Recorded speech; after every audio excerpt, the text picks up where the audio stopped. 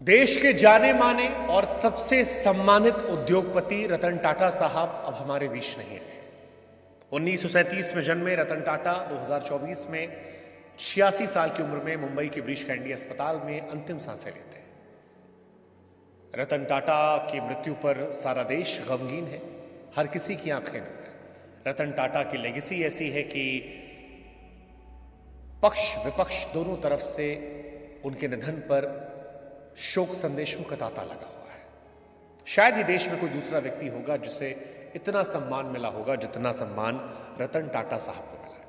हालांकि मृत्यु इस जीवन का अंतिम सत्य है, हर किसी को एक रोज इससे गुजरना है। लेकिन रतन टाटा के ना रहने पर एक सवाल उठ रहा है कि कौन बनेगा टाटा का उत्तराधिकारी, किसके हाथ जा सकती है 3800 करोड़ के साम्राज्य की कमान। 86 साल की उम्र में रतन टाटा साहब का निधन हुआ। मुंबई के ब्रीच कैंडी अस्पताल में आईसीयू में वो एडमिट थे। रतन टाटा केवल अपने कारोबार के लिए नहीं बल्कि अपने उस दान करने वाले दानवीर व्यक्ति के तौर पर भी जानने आते थे। उद्योगपति रतन टाटा की पहचान एक समाज सेवी की रही है। टाटा ग्रुप के साम्राज्य को दिन दुगना रात चौगुना करने में रतन नवल टाटा का बहुत बड़ा हाथ रहा है। उनकी लीडरशिप में टाटा सन्स ने नई ऊंचाइयों को छुआ, देश दुनिया में कारोबार तेजी से फैलाया। टाटा ट्रस्ट के जरिए देश को आगे बढ़ाने, गरीबों के जीवन स्तर को बेहतर बनाने के लिए रतन टाटा ने कई काम किए। टाटा को लाइमलाइट की दुनिया से दूर रहने, सादा जीवन, उच्च विचार वाली जिंदगी के लिए जाना जाता है। लेकिन अब जब सवाल उनके उत्तराधिकारी का हो रहा है, क्योंकि रतन टाटा की शादी तो हुई नहीं थी, इंडिया चाइना वॉर के चलते उनकी शादी रह गई थी, उनका कोई संतान नहीं है, उनके उत्तराधिकारी को लेकर चर्चाएं कई हैं। 3800 करोड़ के विशाल साम्राज्य को कौन संभालेगा, कौन टाटा एम्पायर की देखरेख करेगा, इस सवाल के कई जवाब हैं। टाटा ग्रुप में उत्तराधिकारी को लेकर पहले से योजनाएं बन रही हैं। एन चंद्रशेखरन ने टाटा सन्स के चेयरमैन पद पर 2017 से है। इसके अलावा टाटा ग्रुप की अलग अलग होल्डिंग कंपनियों में परिवार के दूसरे लोग भी हैं जो आगे आने वाले समय में अलग अलग जिम्मेदारियां निभा सकते हैं।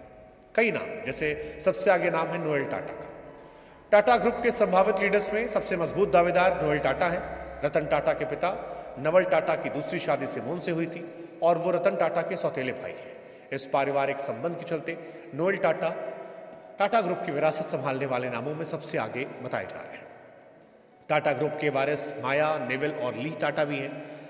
नोएल टाटा के 3 बच्चे माया, नोवेल, ली टाटा, जो टाटा के संभावित वारिस हैं, उनका नाम भी सबसे आगे चल रहा है। माया टाटा का नाम सबसे आगे है। 34 साल की माया टाटा टाटा ग्रुप में महत्वपूर्ण भूमिका निभा रही हैं और विदेश से पढ़ाई करने के बाद Tata opportunities fund, Tata digital में बड़े पद पर है। टाटा न्यू ऐप लॉन्च करने में उनका बड़ा रोल है। अपने विजन और बेहतर रणनीति के चलते वो एक प्रमुख दावेदार में है। नेवल टाटा बिजनेस लीडर है। 32 साल के नेवल टाटा फैमिली बिजनेस में काफ़ी रुचि रखते हैं, ताल्लुक गहरा है। टोयोटा की मानसी किर्लोस्कर से शादी करने वाले नेवल स्टार बाजार के मुखिया हैं। ये company hyper market chain trend limited के तहत आती है। उनकी लीडरशिप में टाटा फ्यूचर लीडर की झलक मिलती है और एक मुखिया बनने की संभावनाएं उनमें भी देखी जा रही है। हॉस्पिटैलिटी सेक्टर को आगे बढ़ा रही हैं ली टाटा। 39 साल की ली टाटा तीनों भाई बहन में सबसे बड़ी हैं।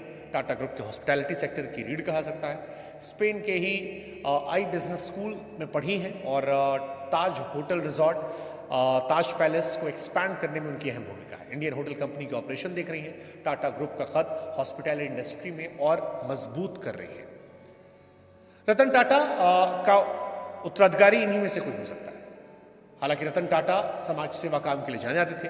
बिजनेस रणनीतियों को आकार देने में इन लोगों ने उनकी मदद की थी।